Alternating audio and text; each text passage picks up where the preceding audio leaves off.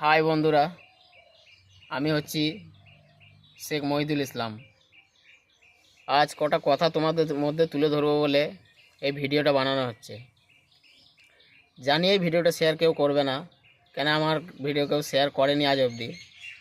তো কটা গুরুত্বপূর্ণ কথা বলবো আমি।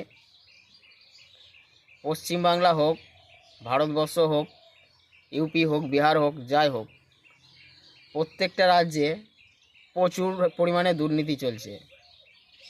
দুর্নীতি এ কারণেই বলছি আমি, আগে যখন আমরা স্কুলে পড়তাম তখন কি হতো, স্কুল সরকারি মাস্টারে যেসব শিক্ষাটা দিত, আজকালের প্রাইভেট স্কুলে সেই সব শিক্ষা কিন্তু পাওয়া যায় না।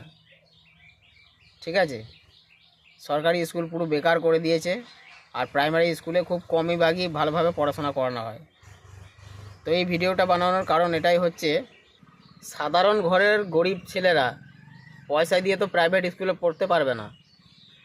আর আমাদের ইন্ডিয়াতে, ভারতবর্ষের মধ্যে শিক্ষিত থেকে মূর্খ বেশি, আর বড় লোকের থেকে গরিব বেশি। তো দেখা গেল একটা সরকারি হাসপাতালে কেউ গেল, কোনো একটা অপারেশন করাতে হবে, ডাক্তার নিজে বলে দিচ্ছে যে কোন নার্সিংহোমে অপারেশনটা করাতে হবে, ডাক্তার নিজেই বলে দিচ্ছে কোন ফার্মেসিতে ওষুধ নিতে হবে, ডাক্তার নিজেই বলে দিচ্ছে যে এখানে টেস্ট হবে না, সরকারি হসপিটালে পার্সোনাল চেম্বার আছে সেখানে চলো। এতে তো ডাক্তারের লাভ, আর কারো লাভ নয়। কিন্তু এটাই হচ্ছে কথা, দেশটাকে ভালোভাবে চালাও নেতারা। বহুত খেয়েছো তোমরা পয়সা, 100 টাকা থেকে তোমরা 20 টাকা খাও, 80 টাকা কাজে লাগাও। প্রত্যেকটা নার্সিংহোম বন্ধ হওয়া চাই। যে সমস্ত অপারেশন হোক যাই হোক নার্সিংহোমে হচ্ছে, সেইগুলো যেন সরকারি হসপিটালের মধ্যে হয়। কেন হবে না? ডাক্তার তো সেই একই ডাক্তার সরকারি হসপিটালে দেখছে, আর ওই ডাক্তারই নার্সিংহোমে যে অপারেশন করছে।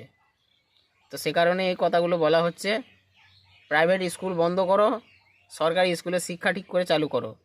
প্রত্যেকটা আইপিএস আইএএস অফিসার যদি সত্যিভাবে ডিউটি করে, ইমানদারি সে ডিউটি করে, তাহলে ইন্ডিয়া আগে যাবে। আর না হলে ইন্ডিয়া কোনো দিন আগে যাবে না। যেই পার্টি আসুক সেই পার্টি কিন্তু নিজের পকেটটা ভরছে, সাধারণ মানুষের কথা কিন্তু কেউ ভাবছে না। ডাক্তারের কাছে যাচ্ছে, ডাক্তার বলে দিচ্ছে অমুক নার্সিংহোমে যাও, অপারেশন হয়ে যাবে। ওই অপারেশনটা যদি নার্সিংহোমে হয়, সরকারি হসপিটালে কেন হবে না? প্রাইভেট স্কুলে ছেলেরা পড়াশোনা করতে যাচ্ছে, সরকারি স্কুলে কেন ভালোভাবে পড়াশোনা হবে না? আমরা যখন পড়েছি তখন খুব সুন্দরভাবে পড়াশোনা হতো, তখনকার মাস্টারদের দাম ছিল।